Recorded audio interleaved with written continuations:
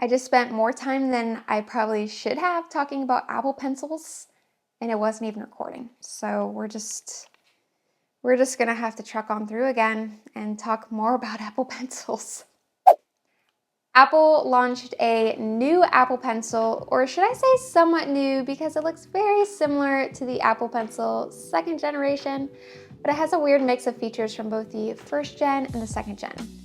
With the introduction of this Apple Pencil to the lineup, I do think it's more confusing finding the perfect Apple Pencil for your iPad model and your needs.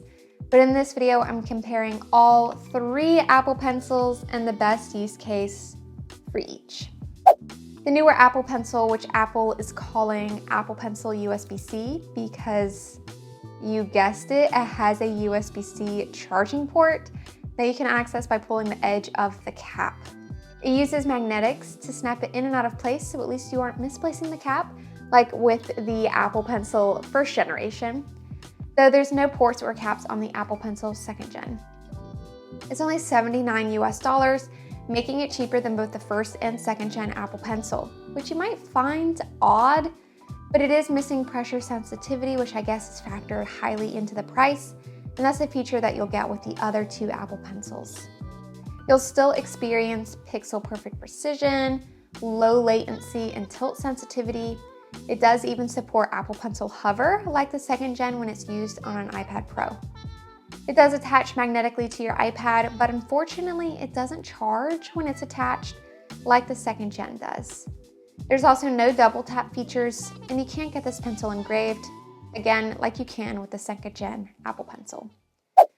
When you compare the pencils side by side, it's clear that Apple Pencil 2nd gen carries more features and thus a heavier price tag, but Apple Pencil USB-C technically has more features than the 1st gen, but a smaller price tag. The main difference between the Apple Pencil USB-C and Apple Pencil 1st gen, aside from the aesthetic differences, Apple Pencil 1st gen being rounded and sleek with a lightning cap and connector, is that the Apple Pencil 1st gen has the pressure sensitivity, while the one with USB-C does not. Of course, these Apple Pencils are compatible with different models of iPad, so if you're in the market for an iPad, especially one that is used or refurbished, you'll need to double, maybe even triple check that the pencil you're getting is the one that is compatible with your model of iPad. The Apple Pencil 1st gen, of course, being compatible with older generations of iPad, but it is also compatible with the newer iPad 9th gen or the iPad 10th gen if you have that USB-C adapter, since the connector was switched from Lightning to USB-C when moving from the 9th gen iPad to the 10th gen iPad. The Apple Pencil 2nd gen is compatible with the newer Pro and Air models, as well as the newest iPad mini 6th gen. The new Apple Pencil USB-C is compatible with the exact same models as Apple Pencil 2nd gen, but with the addition of iPad 10th generation. Confused yet? My advice, if you already have the 2nd generation Apple Pencil, the newer USB-C version is definitely not targeted for you. And if you're using an older iPad model or an iPad 9th gen, then you'll need to look at the Apple Pencil 1st gen, as neither the 2nd generation nor the USB-C version will be compatible with your device. So who is the new Apple Pencil USB-C even for then? Well, it's for people who have an iPad 10th generation but haven't gotten a pencil for it yet.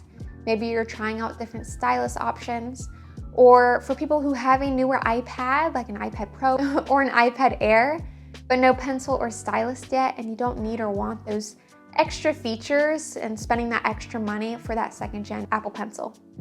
If you're strictly taking notes or speeding up your workflows, there's not really a great need for pressure sensitivity. And the difference with charging in the Apple Pencil 2nd gen and the USB-C version, it's kind of just a convenience feature, although it is really, really handy and helpful to have with the 2nd gen. I use my iPad every day with the Apple Pencil 2nd generation, and I don't like the double tap features actually. I've just had those disabled as a chronic pencil tapper from the very beginning. So it's really not a key feature for me there.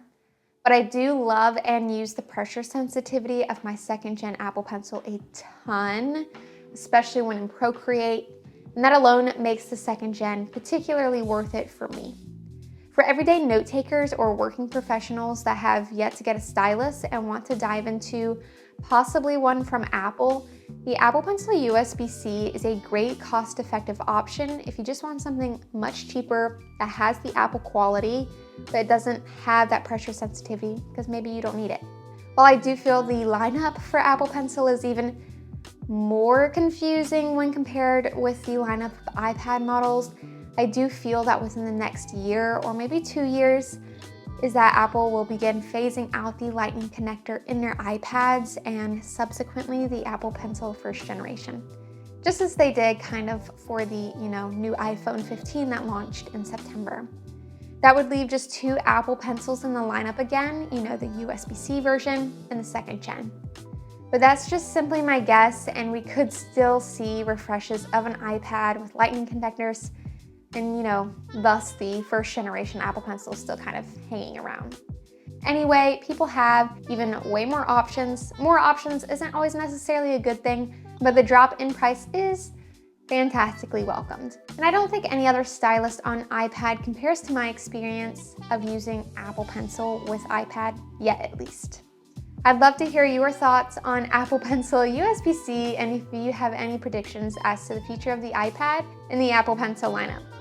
A weird, illogical move, or is it a move that considers their vision for iPad in the next few years? That's all I have for this one, friends. I will see you in my next video. Bye!